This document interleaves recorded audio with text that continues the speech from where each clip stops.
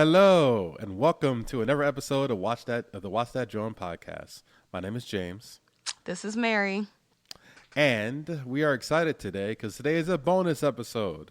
We're doing something a little different today. A little different. A lot different, actually. Yeah. So as you know, or as you may know, if you're sports fans, both. Honestly, you don't even have to be a sports fan.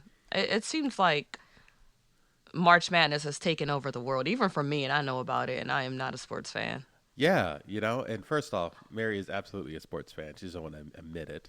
Am Like, I? You like the Sixers, you watch the Eagles sometimes, you watch a little bit of LeBron. That sounds like a bandwagon fan, not a sports fan. Well, there's obviously a I was spectrum a of DQ was sports impressed fans. yesterday because I was able to name a whole bunch of basketball teams. So No, I guess you're I know a little something. And you watched football your whole life. exactly, and you also like to play tennis. I remember them though. Yeah, but that's the only one struggling with. Yeah. What you said you struggle with? There was so for I guess it was the play-in tournament for the NBA. Yeah. They had the scores of a bunch of different teams on the screen, and they only had like their what's it Logos? called, like the airport abbreviations. Oh, okay. So yeah. PHX for Phoenix, and I Yep. went through all of them. I was able to name each team. I only struggled with the Nuggets. I couldn't remember. I was gonna say the Denver Mountains. Then I was like, no, wait. Think of where Denver is. Denver isn't too far from Vegas. So when I think of Vegas, I think of gold and nuggets. I don't know. I thought of nuggets. I was like, okay, I'm pretty good at this. That's hilarious. Yeah. That's pretty good. That's Yeah. pretty good. Yeah. But yeah, we are doing a Watch That John style of the Sweet 16. So we're going to review all 16 of our episodes so far and head to head, and we're going to compare these movies, and we're going to come up with a Watch That John champion. Yeah. So we're not going to review all these movies, of course, because we're not trying to be here all day. No. But we're pitting them against each other. All the movies we reviewed, which is 16 movies. In total, yes. We put that work in. We did. And Y'all should be very proud. But we're actually very excited that you guys stuck around with us this long. So you haven't given up in us yet. So and if you do, we'll find you. yes, we'll find you. So we posted this bracket on the Watch That John Instagram page. All right. And what I'm thinking, Mary, is we can go through each matchup, the first rounds, which would be eight head-to-head matchups. And then we'll go from there to the Final Four and then the championship round, and we'll crown the winner. Okay. Okay? So So do you want to do your picks first for a specific round and then my picks? we'll go matchup by matchup, and then you say who your winner is, and I'll let you know if I agree or not. Okay, cool. All right. Okay. So the first matchup, right? Round one. Poor Things versus Mean Girls 2024. Come on now. So if you guys remember our Poor Things episode, which is very recent, was it the last one we just did or one before last? I forget. It was the last one because I remember being very exhausted Yes. with all the research we had to do, and I said, we're not doing a hard movie next. No. We wanted to do an easy movie, right? Not thoughtless, but just to take a little break. That was a little longer episode. But if you guys remember, Poor Things, starring Emma Stone, it won the Academy Award for Best Actress. She won for Best Actress. She won for Best Actress, right? And Yeah. if you remember Poor Things, she's played this character who had Bella Baxter, and her brain was removed from her body and Replaced with an infant's brain. yes, replaced with an infant's brain, and she had to basically fumble through the world learning like a new adult while also Fighting patriarchy. yes, exactly, right? And it was beautiful and it was stellar And weird. and very, very strange and very, And funny. very funny and sexual. And sick. Yes, very sexy. Very sexy. Yes. So if you want to obviously, learn more about that episode, you can check out our episode number 16s. So, in Mean Girls is obviously a remake of the original movie that came out in, what was it, Mary? 2000 and 2002 or 2004. yeah, I one of can't those. remember. The early But it's not even a 2000s. remake of the. Well, it's a remake of the musical. Yes. So it was the movie, the musical, then the movie remake of the musical. That's what we are reviewing. And pretty much all you need to know is just watch the original one. Yeah, it There's not was much to say. it was a musical. It was a little underwhelming. So it was clear and obvious for me. I picked Poor Things to win this Absolutely. Absolutely. matchup. Absolutely. Okay. So Poor Things has advanced into the Elite Eight. Let's go to the next round. The next round is Well, aren't we still in the I'm first sorry, round? The first round. The next matchup. I'm sorry. Next Okay, matchup in the first round. Okay. So this matchup is American Fiction versus The Boy and the Heron. This was well, no. I choose American Fiction. Yeah, and if you guys don't remember American Fiction, this was episode number 14, and The Boy and the Heron was episode number 13. And American Fiction was based on this African American writer who was struggling with basically having his work conform to the typical black boys in the hood stereotype and tropes, and how he kind of battled with that, with his own life drama, with his family kind of falling apart, and him being a little emotionally unstable. And it was, once again, it was a very smart movie. It won Best Adaptive Screenplay because it is based off of a book. I can't remember the title of that book right now. But Erasure. Erasure, yes, based off the book Erasure, and yeah, it was once again another By Academy Award Percival winner. Everett. Yes, Percival Everett, who really brought to life the character of I always struggle with characters' names, so we really brought the book to life. Of Monk, of Monk. Thessalonius. Yes, of Monk's Thessalonius character. Yeah. Yes. Yeah, it's a very funny movie. It's a very contemplative movie. I like this movie because it has a lot of duality. If you want to sit back and watch a funny movie, you get that. If you want a movie that's more of a commentary, you get that as well. Exactly. So. Whereas The Boy and the Heron is apparently Hayao Miyazaki's last film. What? What? Who is Haoi?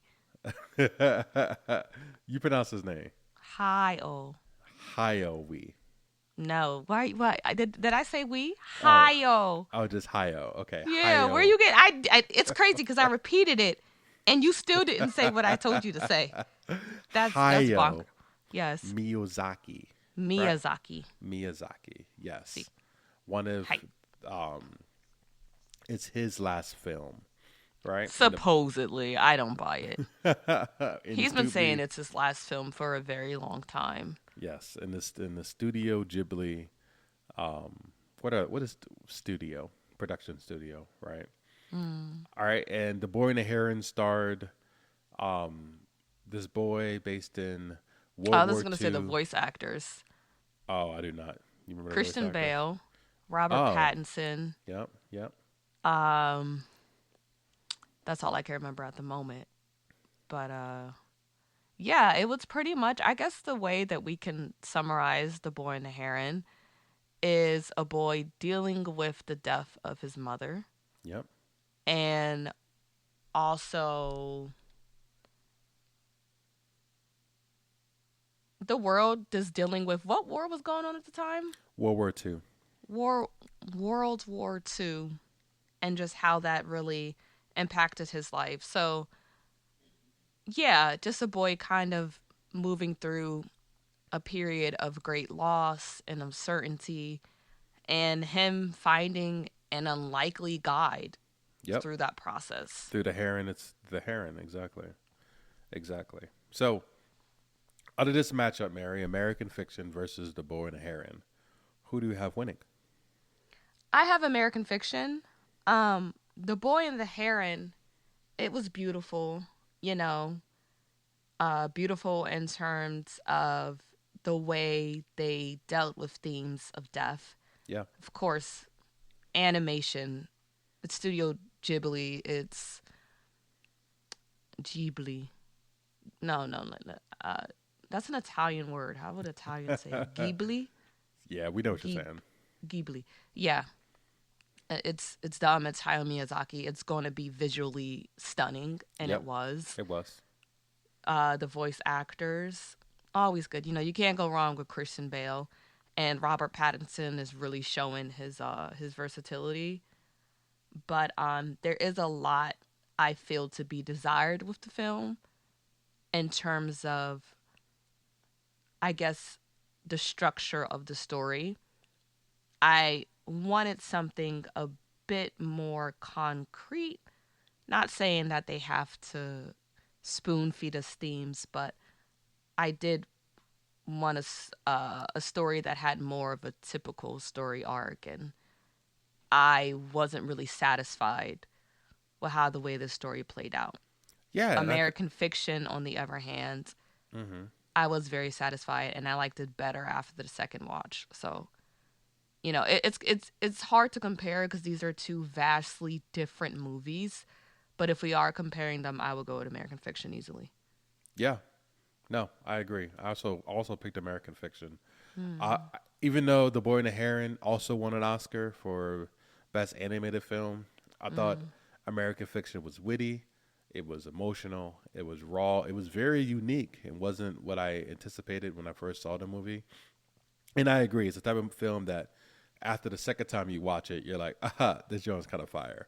Right. So yes, I definitely pick American Fiction. Moving on to the Elite Eight. Time out. So, Sorry, guys. Allergies are tearing us up. Yeah, they So, are. yeah. So the next matchup in the Sweet 16 round. So this is round. What round is this? There's still round one. Okay. So there's two Yep. rounds. There's actually round 1, 2, and then the championship. So far, Poor Things beat Mean Girls, and then American Fiction beat The Boy and the Heron. So they Okay. advanced to the Elite Eight. Okay. So we're going to the third matchup in the Sweet 16 round, which is Guardians of the Galaxy versus Spider-Man. Okay. So do Guardians you of the have? Galaxy Volume 3, right, is obviously a continuation of the Marvel Cinematic Universe's and interpretation of the comic book Guardians of the Galaxy.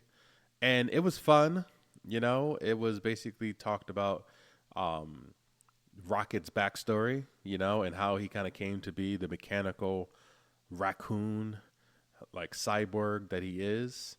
And it The was monstrosity that they've made him, and he's yes. forever bitter about Yes, and and extremely sad. and I understand because the way this raccoon was tormented, my God, Body horror really, it just hits differently. it does, Is there something, especially with animals. yeah, there's something uniquely inhumane about it and terrible about people using, I don't know, their medical savvy maliciously Mm-hmm. and just experimenting on people. I'm black, so that's a thing with us. So it hits different. No, I agree. And then Spider-Man, across the Spideyverse, which is the second version of Miles Morales' Spider-Man, where he basically learns of his fate as the original canon event that basically changed the Spider-Verse. And the movie is, once again, it's funny, it's dynamic, it's beautiful, right? The animation is beautiful in and out through the movie. And they're coming out with a third one to end out. I guess this is they're coming out with a third movie soon. They have to. Yeah, they have to finish the. It kind of ended at a cliffhanger. But who do you think win this matchup between Spider-Man Across the Universe and Guardians of the Galaxy Volume 3? Spider-Man. Yep, Spider-Man Easily. hands down. Yep. Guardians of the Galaxy, it was cool, but it wasn't a movie that I felt like, if I never saw the movie, I wouldn't have felt like I missed out on anything. Spider-Man was a masterpiece. Like, it was, like I said, it was one of the, I'm going to say, it's the most creative film I've seen all year. Yeah. Like, the use, it's a multimedia just spectacle.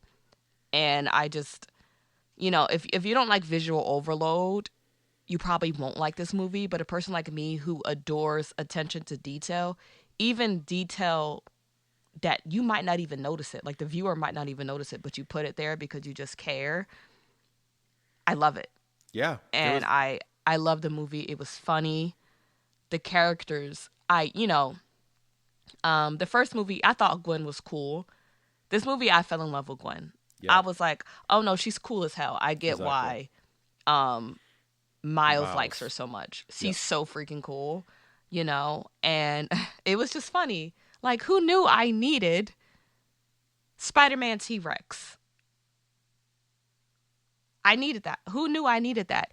Cat Spider-Man. It was just, and it was touching too. Who knew we needed a vampire Spider-Man? I don't remember Spider-Man that was the main dude. I forget his name. He basically was part vampire, part spider. Miguel? Yes. He wasn't a vampire. He was like a werewolf or some shit. No, that was a vampire werewolf. No, he wasn't. He had like talons. He wasn't a vampire. He didn't drink anyone's blood. He had like the fangs. Like, don't mean he was a vampire. Vampire. He's not a vampire. He didn't drink anyone's blood or do anything vampire-like. He definitely did not werewolf-like. He looked more like a werewolf. You saw how hairy that man was? He reminded me. He gave me like Wolverine-type vibes. Like I said, he was definitely dark like Wolverine. Like his personality. Dark and aloof. He gave me Wolverine mixed with Beast from X-Men vibes. Okay. But I can dig that. Yeah, this was no competition in my mind. Yep. I would watch it again. It's just even the little details. Remember we talked about Spider-Gwen's themed and how it's an version of the original Spider-Man? I was like, I loved Hobby Brown. Hobby Brown is the big stepper. That I love the freaking movie. I love it. I may get it in real life just so I can sit back and watch it over again. But yeah, that movie blew me away. It's on Netflix. But I want it. I want like a physical copy of it. Okay. Yeah. Nice. So Spider-Man advances.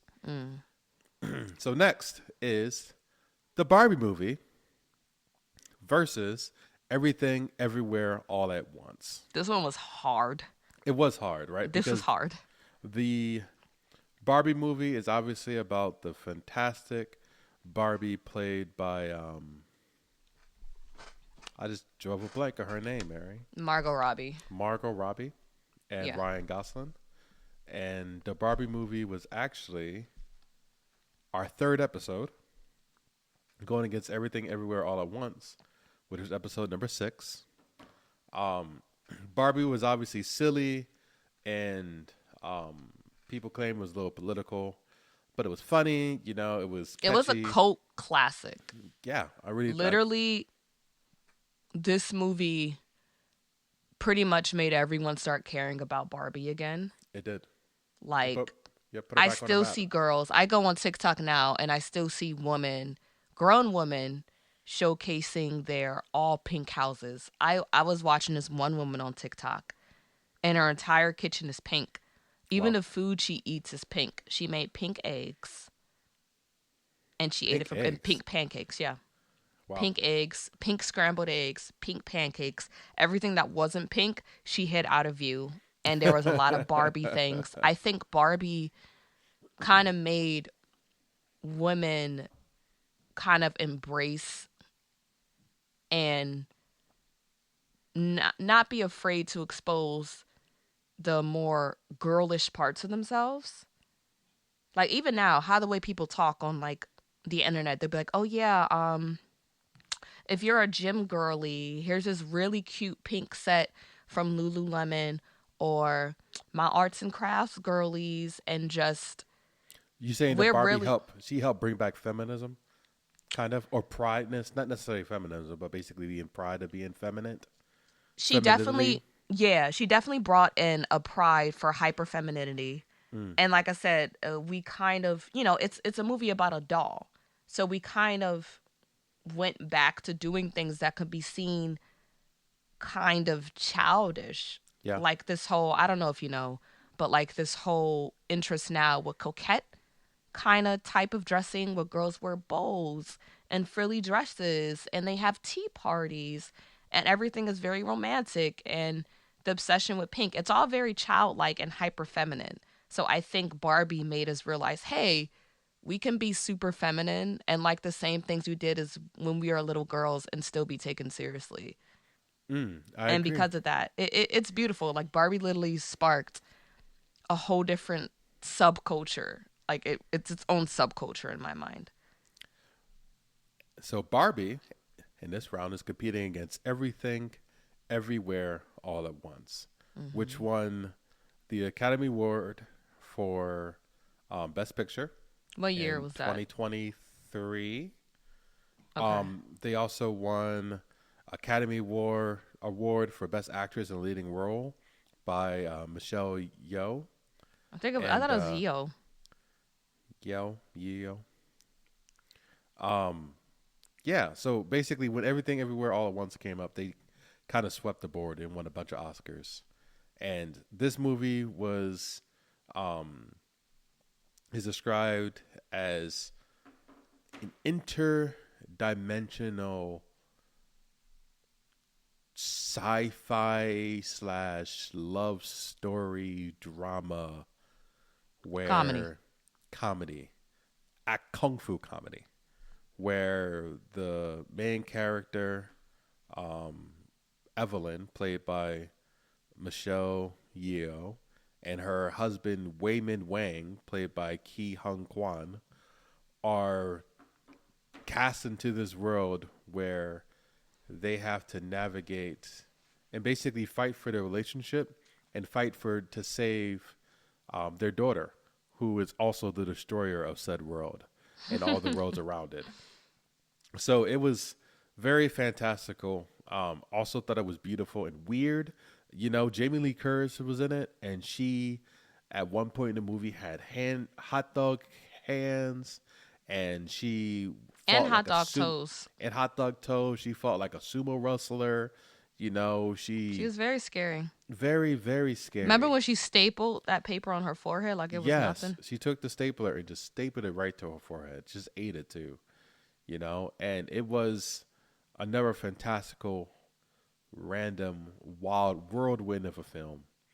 Um, Yeah, both films are similar in the fact they're both like extremely wacky. yeah, They're both extremely wacky, extremely whimsical, fantastical, but there's a deeper meaning underneath all that. yeah. And originally I did pick Everything Everywhere All at Once because what was the reason? Um, because for me, it seems like that I like movies with multiple universes Mm, and a lot of different set changes. yeah, me too. Um, but and I chose that over Barbie because even though Barbie literally goes from the Barbie world to her life on to Earth, well, yeah, Earth, I guess it's Earth, out of the human world. Barbie world may be on Earth. Who knows? That's the beauty of it. We don't know where it is, but we know how to get there. You have to roller skate and jet ski and get on a rocket ship and all those other things. But one thing that I wish with the Barbie movie is I guess I wish that she had more experience on Earth. Like I don't know, like I said, I remember she came to I forget her name, but America Ferrera's daughter. She Mm, came to her school and she was like, "Hey, I'm Barbie." And first we are like, "Whatever." Then when they believed her, they just said, "Oh, well, you're terrible." I don't know. No, I guess I wanted a little bit more um, of that in the human world. But now that I'm thinking about it, when I talk about literally how Barbie took the world by storm and still does have a firm grip on us, I may choose Barbie. I may choose Barbie. Well, you don't have the option. You got to pick, Murphy. Wow. I think I am gonna go with Barbie. Yeah, I'm changing Ooh. my original decision. Barbie with the upset with defeating the the Everything Oscar Everywhere All at winner Once. in Yeah. 2023. Actually, I picked Everything Everywhere All at Once. What's Right. that? The Barbie movie was fun. I wasn't completely enamored with it. I thought some parts was kind of corny, even though they Yeah. intended to be corny intentionally. Um, and I did Well, enjoy the corny like what? Like just like the Ken fight. oh yeah, yeah. You No, know what I mean? that's definitely intentionally corny, but some Yeah. things I felt like were supposed to be touching, but it came off as corny, and to me that's a Yes. lot Or like worse. I still think the end of the movie is weird, where she walks up and the creator of Barbie, Barbara, comes up and she is basically talking to Barbie about does she want to exist or not. That was a little weird and kind of drawn out. But I every thought that was kind of drawn out too. yeah, yeah. But everything everywhere all at once. When I understood the deeper meaning that it was a love story that focused that um Evelyn's character, Michelle Yeoh's character, Evelyn rather, had to basically fight tooth and nail to save her daughter. It just was beautiful. The whole thing kind of put together was beautiful. That's why I picked Everything Everywhere All at Once to make it to the Elite Eight. So moving on along. Oh, so I guess that's fine. Our brackets can differ a little bit. I think that's fine. The next step, the next matchup, the color purple, the musical version that came out in 2023, versus Leave the World Behind, which was the Netflix thriller. The color purple is obviously adapted from um, the original movie that came out in the 80s. Directed or produced by Oprah Winfrey, directed by Steven Spielberg. So this has the same sort of background as Mean Girls 2024, where it was a book made into a movie, made into a musical, and now this film that we reviewed is a film adaptation of the musical. Yep, yep, exactly. Um, so yeah, it had Fantasia as Celie, Danielle Brooks as Sophia, Haley Bailey as Nady. You even had Nettie. Cole Nettie. You had Cole Domingo. Halle Sierra Bailey. was in the movie. Taraja B. Henson, Dion Cole. So it was star-studded, you Mm-hmm. know. And even had Corey Hawkins, who played in Straight out of Compton. Straight Outta Compton, and he played it in The Heights. And her, the singer, John Baptiste was in there. It was star-studded and musical. Just it wasn't as I want to say tough. I don't think Mister was as menacing as the original Mister. I think that Taraji B Yeah, it Henson wasn't as gut wrenching as gut wrenching. as Yes, the Spielberg film. yeah, and Taraji's interpretation of Suge, she sung better than I expected, but she didn't sing like Suge Avery got down in Well, the she said 80s. that was one thing she was nervous about. She acknowledges that she is not a singer. Yeah, And I think because of that, it did hinder the movie some. Because the last song where she sings, when she finally meets her father, mm-hmm. and they sing, oh my God. Oh, the little church hymn, "Water in the Church," right? Yeah, what is it called? I don't know. They sing that song. She doesn't have a lot of vocals at all. And I remember that was a really big moment in the original movie. And I was waiting for something that big. But, I'm like, I get you're not confident in your singing. That doesn't mean you don't sing. Come on, we got studios here. We can make you sound great. Drake sings.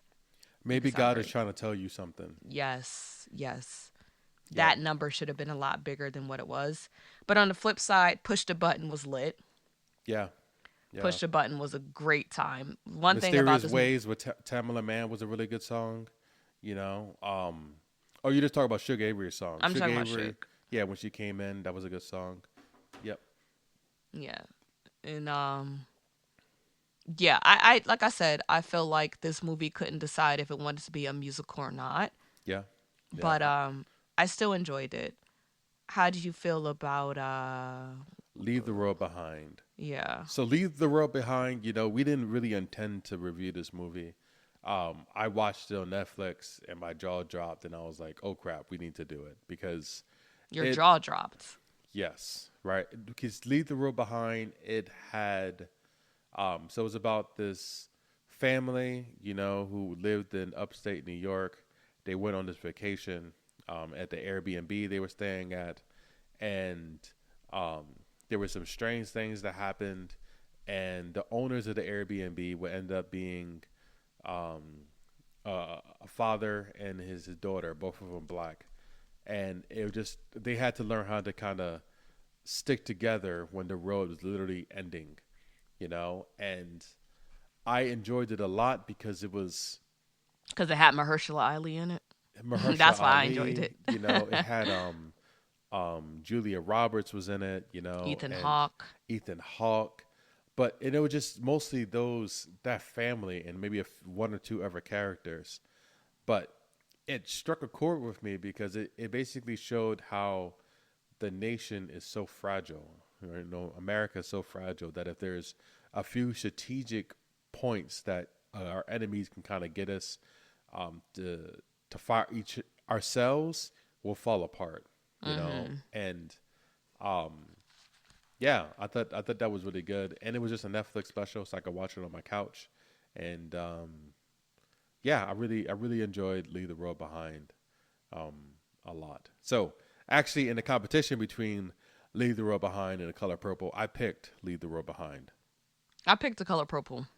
The Color Purple, okay. Yeah. Okay. Even though, like I said, I have a lot of gripes with The Color Purple, Leave the World Behind was only interesting to me after I did research into the film.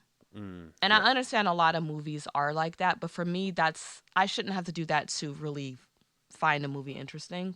No, I Before agree. I researched the film. And I do appreciate all the different things that went into the film. The cinematography, the use of color, the painting that changed. That was really interesting. The symbolism. There was a lot going on. And I did have a great time. Like that movie actually, I felt like taught me how to really understand that when you watch a movie, things are intentional. Yep. Things are Yep. very intentional. You know, a lot of times with movies, directors or whoever don't just put stuff in it. Sometimes, you know, because it looks good, but sometimes it can be more than that. So, but also, like I said, if I didn't do that, I would find the movie kind of like, I don't know, just waiting for a big payoff and it never came. Yep, and I remember you being disappointed, and actually several people who I've talked to about the film were disappointed by the ending, you know, because it leaves a lot to interpretation. So it actually makes sense that we have a split decision there. I think the next matchup, we're going to be on the same page. So the next matchup is Wish, Disney's Wish, versus The Little Mermaid, right? Wish was obviously Wish was so good. It wins. Actually, Wish is the winner of the entire Sweet 16. You know, the fact that I really love the fact that nothing made sense. I love the very one note use of blue. yeah. And I love the The villain- multitude of characters who literally had no purpose and Yeah, were completely unmemorable. I love the very grating goat. Yeah. Yeah, the villain with no backstory. You know, Yeah. it's like I don't want to I don't want to go back to what happened before, but they never explained what happened before. And I really love the star that is so important and sought after. But we none of us has a firm grasp of what the star actually does. Exactly. And I love the songs. They sound like they were written more for Selena Gomez than for a musical. I love stuff like that. So yeah. Yeah, I'm pretty sure Wish got our lowest movie rating out of anything we watched. Mary gave it a single kernel You on a called it popcorn dog scale. water. Yeah, I did call it dog water. So, speaking of water, Under the Sea, The Little Mermaid, right? Starring Halle Berry. No. Try again. Halle No. Bailey. Yes, Halle Bailey. Halle Bailey. There you go. I've been saying Halle Berry my whole life, Mary. So every time I try to say her name, And I think that's It's very fair. If anyone critiques you about that, I'll be like, shut up. it's a Freudian slip because I've been saying Halle Berry my whole life. Anyway, she was fantastic as a Little Mermaid. She got a lot of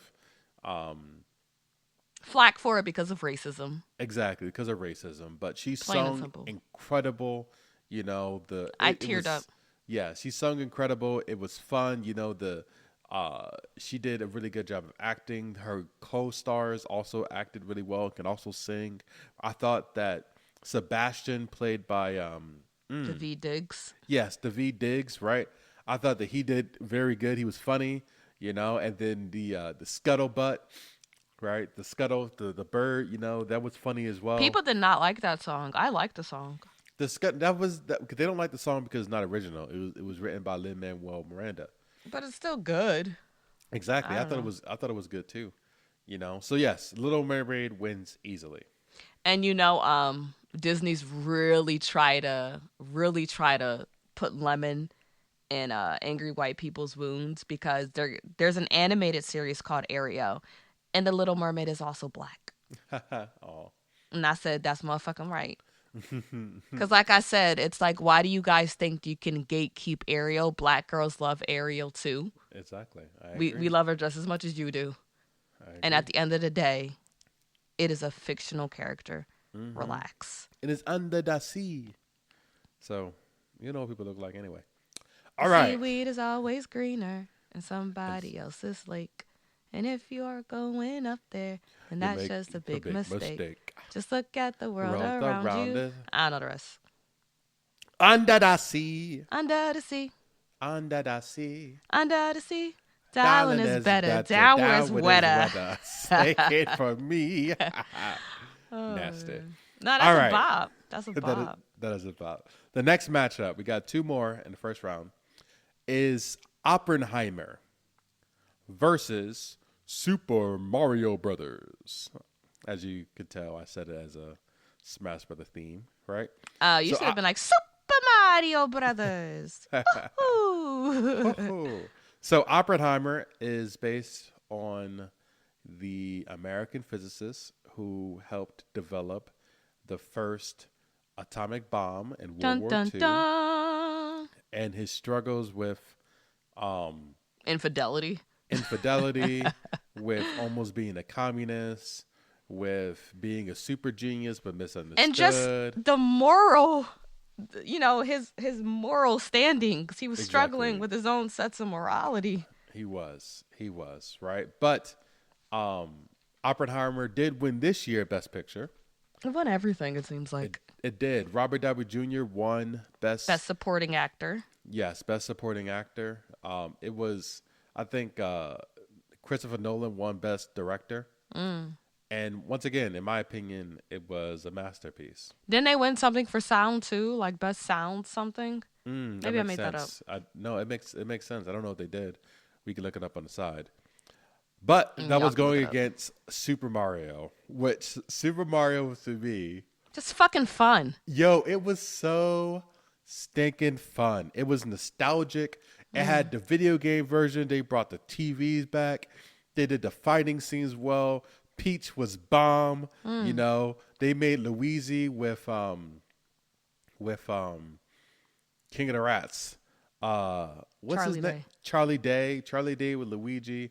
even though we were hating on Chris Pratt being Mario, he did a pretty good job as Mario. He really proved himself, you know? And but like you said, I like the fact that they explained the whole thing about the Italian actor.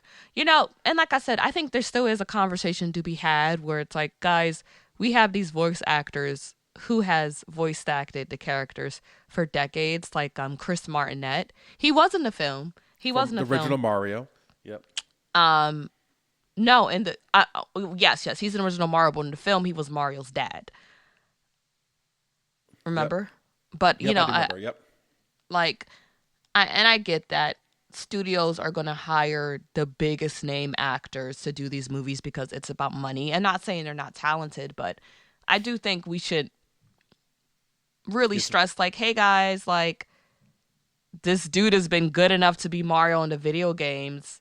All these voice actors have. Why do you not think they'll be good enough for the movie? We're still going to watch it. The people who love Super Mario is not watching Super Mario because Anya Taylor-Joy and Chris Pratt is in it and Charlie Day. Even though I do enjoy Charlie Day, it's, you know, but yeah, Chris Pratt, he did a great job. The movie looked great. Yes, I was worried but because Illumination Studios worked on it, and I don't like anything Illumination does.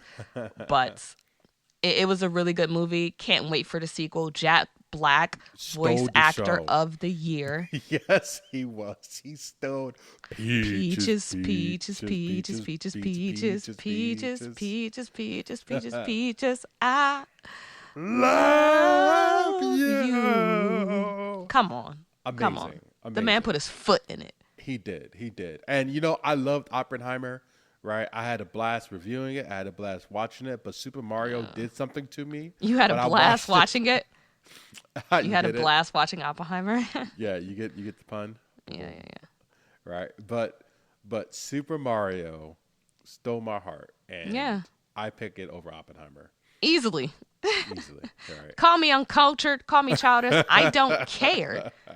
I need people to respect animated films. Exactly. There's a lot of work that goes into it. It is. Animators are not paid enough. They are overworked. They do not sleep. They do not see their families. All they do is animate. And it takes a lot of meticulous, long hours. Yes. And it was well worth it. So respect Yes. animation. Super Mario Respect Brothers Avances. Exactly. Respect it. Okay, the last matchup of the last matchup of the Sweet 16 round is Creed 3 versus Luca. All right? So Creed 3 is obviously following Adonis Creed. Adonis Creed. All right? It was Played by the very sexy Michael B. Jordan. Yes, played by Michael B. Jordan. It was our second That should be his epithet. movie. Michael B. Jordan, the sexy. Yeah, Michael B. Jordan. And Say it. you know, it was based off the original Say it. Rocky movies. Say it. And the Creed 3. Say it. Say what, Mary? What's his full name? Is like a pimp name slip back. I just established it. Michael B. Jordan, the sexy. There we go. All right. So anyway, you forgot my synopsis, Mary. Now you got to do it. A nigga fights. I don't know. Say no. So yeah, Adonis. He has to come to terms with a bad decision he made in his childhood that kind of betrayed his best friend, and now his best friend's out to get him and everything he owns. Yeah. And this is before all the terrible things transpired with what's old boy's name? Oh. Let me see. I know it's like, yeah, he turned out to be, I think, Kind of weird. Yeah, he got in a fight with his wife or his girlfriend or something. Jonathan Majors. And Jonathan Majors. It was a shame because Jonathan Majors was on the rise. You know? And he was really good in this movie. He was. He was the main draw for me. Like I said, his performance, just you felt the pain on his face. Yep. And in between Jonathan Majors, Michael B. Jordan the sexy, and Tessa Thompson, right? They did a really good job in this film, right? And obviously Michael B. Jordan, right? He wasn't the best of the actors, but you know, he was a good Creed, you know? Going against Luca, right? And Luca is the first movie that Mary and I recorded on this podcast. And Luca is an animated film based in Is it Disney, fiction. Pixar, or Disney and Pixar? Um, I don't know what's top of my head. It's Disney's Pixar. Okay. Disney Pixar. Right. So Disney Pixar's Luca, right, is an animated film based in Italy, right, probably in the 40s or 50s, around that time frame, where Luca and his friend Alberto. Alberto are sea monsters, and they're amphibious. When they're in the water, they're sea monsters, and they come out of the water and they transform into humans. And this movie basically talks about it's a slice of life film. You know, it's about them running away together and joining this triathlon and making new friends along the way, but also avoiding dangers and learning about themselves and how to be themselves. And it, in And my how opinion, to really separate and allow themselves to grow into different people as well. exactly, Learning to let each other go. exactly, and I absolutely adored the movie. Right, this is Come on. the It's main such an underrated gem. yes, and The it's movie had me boohooing. yes. I first time I watched it, I was bawling like a baby. You know, and it's the I remember when I saw it, I think I called you and I said, James, you need to watch Luca. yeah. No, I it think you was need to watch it. it was I called you. I forget. No, I watched it first and I told you to watch it. Watch that, John. Yeah, I told you to watch it. Honestly, this movie was kind of the foundation for this podcast. Yeah. Like, for real, because this talking about this movie, we realized how often we talk about movies together. And it's like, we should talk to other people about it too. Just Exactly. to get it out. Because I have so much to say, but this movie, it looks great. Like, I love how all the characters look like Play-Doh. And the vibrant colors. It's so comical, and it's deceptively extremely heartwarming. Yes, it is. And it's really good, y'all. If you haven't seen it, go watch it. Even the soundtrack, so fun. It feels like, I don't know, you're in Capri in the 50s. It's just fun. It just reminds you of summer and just endless possibilities. And I love coming of age movies. It's probably my favorite type of movie. So this is right up my alley. But I don't even think I'm being biased when saying this movie's really great and you should watch it. And therefore, I choose that over Creed. So do I. Yeah, and I enjoyed Creed. Creed was good. Creed 3 was Yes, good. it was But good. Luca, it has a special place in both of our hearts. 100% agree. Okay, so second round. How you feel so far, Mary? I feel good. Feel good. So do I. Let's go to the lead eight. So we both agreed on the lead eight. The first matchup in the lead eight is Poor Things by Emma Stone, winner of best. What was this? Was it best original? Best screenplay? actress. Best actress versus American Fiction. That was best adapted screenplay. That was best adapted screenplay. So we talked about this. This was hard. This was very hard. This is very hard. Who did you give the edge to, Mary? I gave it to Poor Things. So did I. It seems like with me, the weirder the movie, the more likely it's gonna win. And I struggle with this a lot, right? Because I did enjoy American Fiction, but Poor Things, you're right. The uniqueness of it, the weirdness of it. And when I walked away, I was like, what the heck did I just watch? But I didn't mind watching it a second time. And it was still funny. I thought it was funnier the second time I watched it. Yeah, I feel the same about American Fiction too. Like I said Me before. too. Yeah. Me too. Yeah. So, yes, I agree that Poor Things should move on to the final four. The other side of the bracket, Spider-Man versus, so I had him versus Everything Everywhere All at Once, and you had him versus Barbie. So, who do you think Spider-Man Across the Universe, Spider-Verse, compares to either one of those movies? Spider-Verse wins. Yep. Actually, I agree too, so it doesn't matter. Spider-Verse, it was captivating. It was, like you said, colorful, very unique and engaging. Only thing wrong was the audio quality in the theater, which I don't understand. But it was, I remember watching the movie and the entire time I was excited while watching it. So I agree that Spider-Man Across the Spider-Verse is also in the final four, matching up against Poor Things. So the bottom half of our bracket, okay? So you have The Color Purple, while I have Leave the World Behind, facing off against The Little Mermaid. Who would you pick in this matchup? The Color Purple versus Little Mermaid. I'm gonna go with The Little Mermaid. It just shows that Halle Bailey eats. Yeah. She wins no matter what. But her and The Little Mermaid, like I said, that movie was. I was kind of surprised by how much that movie meant to me. Hearing her sing "Part of Your World," Yeah.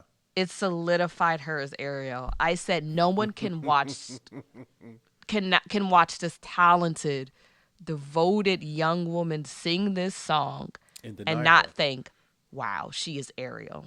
Exactly. And that was so important to me. So, yeah, The Little Mermaid. Nice, nice. So I had the matchup between Leave the World Behind and Little Mermaid. I understand your love for Little Mermaid and your connection to that movie. I didn't have such a connection. I didn't have the connection with the original animated movie either. That's the crazy thing about it too. Yeah, I thought The Little Mermaid, in my opinion, overperformed my expectations. But Leave the World Behind overall, I thought was a better film for me and interests me. So I picked Leave the World Behind to be in the final four. So Leave the World Behind, and you have The Little Mermaid. Going to the other side of the bracket, which, in my opinion, one of the hardest matchups in the whole thing. Super Mario Brothers movie versus Luca. Who you got? I have Luca. So do I. Yeah. I got Luca. Like I said, the Super Mario Brothers movie is a great time. I had so much fun. The nostalgia. It's a great movie. I can't wait to the next one. But what we said about Luca. What we say about Luca. Exactly. You know. But my thing is, it's not far off. It's not far off. Like I said, I love in Super Mario Brothers. They made a world around Mario, a different world than what we knew. This dude is from Brooklyn. He has a family. Yep. Crazy. I was like, oh, this is great. I love this. But there's just something about that fish people. Yep, something about them fish people. Them fish people, man. So, the final four. We have the matchup between Poor Things by Emma Stone, directed by Alcider Gray, right? Based on a novel. Or maybe this is the novel I'm reading. Yeah, Yorgos Lanthimos is the director. Yes, you're right. Yes, he is the director of Poor Things, starring Emma Stone, right? With Mark Ruffalo and William Dafoe versus Spider-Man. Who you got? I have Into the Spider-Verse. Into the Spider-Verse. It seems like animated movies has been winning. Yeah. You know, I love animated film. I like to draw. I love cartoons. I just love it. Not saying that, you know, like with American Fiction and The Boy and the Heron, I didn't choose The Boy. My love for animation didn't have The Boy and the Heron beat out American Fiction. To me, and I'll get how someone would be like, you're crazy choosing Spider-Man over Poor Things. But I'm like, I'm not. They're two very different movies. They're fantastical in many different ways. But like I said, like you said, Leave the World Behind had your jaw drop. That was me in Spider-Verse. Yeah. I think, so I picked Poor Things to advance. And it was hard because of what you just said. Spider-Verse, it was fun. It was captivating, the entire movie. I thought Poor Things from, I was going to say a technical standpoint, but I'm not exactly sure. From a technical standpoint, Poor Things is great too. Yeah. The vibrant colors, how they use the colors to really set the tone. Those many different shots and yes. The different focal lens and it was crazy. And how demented and twisted it is. I was disturbed the first half of the movie. I was watching it. And I was like, what is going on? But it's still funny. but it was still funny and Yeah. awkward, you know. Like And it's weird. It's twisted, but it's lighthearted at the same time. exactly. Yeah. So you have Spider-Man moving to the championship. I have Poor Things moving to the championship. Okay, let's check out the bottom bracket. So the bottom bracket, you have The Little Mermaid versus Luca. I have Leave the World Behind versus Luca. Either way, Mary, who do you Luca think wins? wins. Yeah, I agree. Luca wins. Luca wins, right? And I agree that Luca is in the championship. So we have very similar brackets, but we have two different. Well, we have two different options for the championship round. So I have Poor Things versus Luca, and you decided. Why it sound like that? And you decided. Yeah, and then you selected Luca versus Spider-Man across the Spideyverse. Okay, let's give me.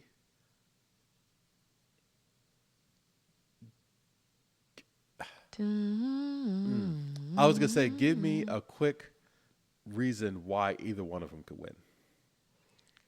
Because they're both tits. Like, I don't know. They're both really good. They both look really good. The message there, it's there's just like a beautiful focus on family and friendship in both movies. When I think agree. about the relationship between Miles Morales and his mother and father, Yep. how his mother had that talk with him saying like, I watched you grown up and now you're this adult man and now you're a young man and you have to enter the world and everyone may not accept you and that's really hard.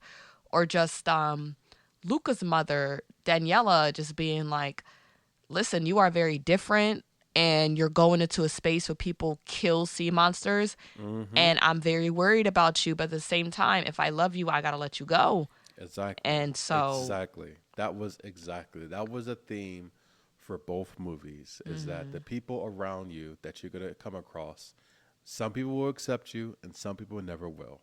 And you have to find out how to be your authentic self regardless. Right. And I thought that was beautiful. And so my matchup is Poor Things versus Luca. Like it's completely different movies, right? There's not really I consistent can't find any themes, comparisons between the two.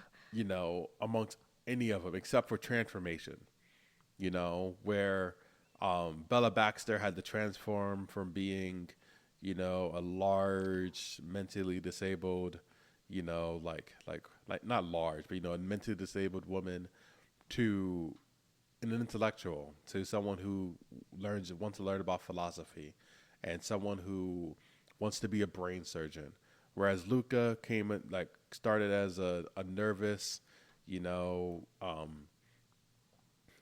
sea monster who learned how to be human and confident and brave, brave in the face of danger and also not as selfish. So I think transformation is a key similarity I could point to both movies. But the winner, in my opinion, of the Watch That Joint bracket is once again Luca. Well deserved. But I didn't choose Luca. I choose Spider-Verse. Wow. The universe has split, y'all. So we did this in a vacuum. I did not look at Mary's results. I did not send her my results. And this is crazy. So we have a split champion, but that doesn't work, Mary, because we have one podcast. The Watch That Joan podcast. We're going to start two separate podcasts. Why Luca should have won, why Spider-Verse should have won. Exactly. I'm Team Luca, you're Team Spider-Verse. All right. Yeah. So we need to come to consensus, Mary, in order for this to make this work. I don't think we do. I think we can have two different brackets and post two different brackets, like my bracket and your bracket. I think it's more interesting. Yeah, I guess that's fine. Yeah. That's fine. So for me, the Watch That Crown goes to Luca, which is our first episode. And to you, the Watch That Joint crown goes to Spider-Man Across the Universe, which was episode number 8. Yeah. It wasn't easy. It wasn't easy for me to choose between the two of them because they're both so dear to my heart. But I agree. you know, I love chaos. Apparently, just an abundance of chaos is where I feel most complete. So yeah. And Moon Hatton Spider-Man, that was fun. That was fantastic. What was his name? Provitar. Yes. Yeah. Yes. No, that was fantastic. Mm-hmm. That was fantastic. You know, I had Spider-Man losing in the Final Four against Poor Things because I thought Poor Things was just a very, very good movie. Yeah, but you said Poor Things kind of lagged in the third act when she was in France, when she was in Paris. Oh, I forgot about that. It did. Mm-hmm. It did. And it does. It makes sense why it does because, like I said, at that point, Bella Baxter is no longer seeing the world with rose-colored lenses. She's kind of seeing the world more as it is. So, of course, it's not as interesting. But I get what you're saying. I get what you're saying about that too.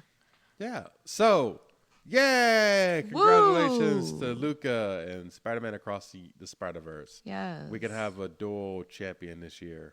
Yeah. Right. So, yeah, that's our Sweet 16 episode. You know, in the theme of the NCAA tournaments that were just won in the men's tournament by UConn and the women by South Carolina. And did you watch the draft last night? I did watch the draft. I did. Yeah. I did with Caitlin Clark going number 1, and it was pretty cool.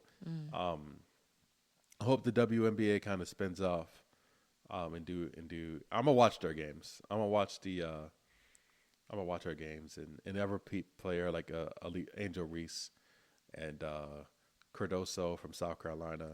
Did Flau'jae Johnson get drafted? I don't think she's a senior. I don't know if she declared. They said you don't gotta be a senior because Angel Reese isn't a senior. No, you don't. I think you have to be a junior. You get to play for at least a year or eligibility.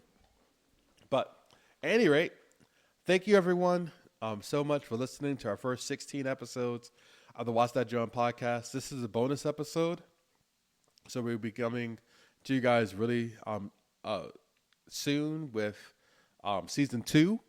And season 2. This is news.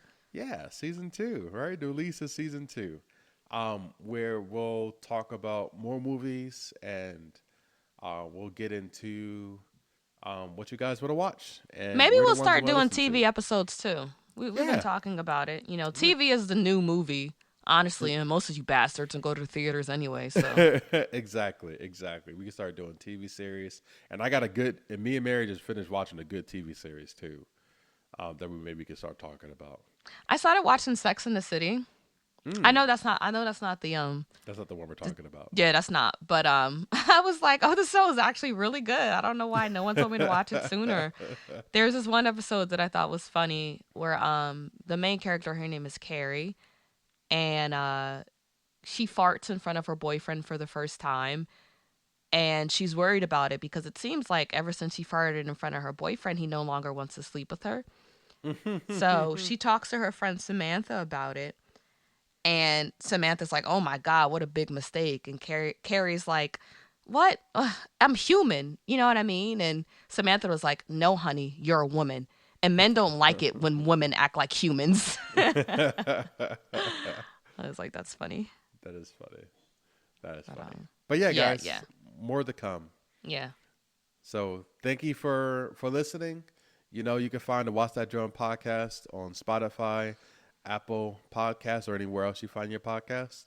You can follow us on @WatchThatJoan on Instagram for the latest episode news. Thank you, and I'll talk to you again soon. Bye.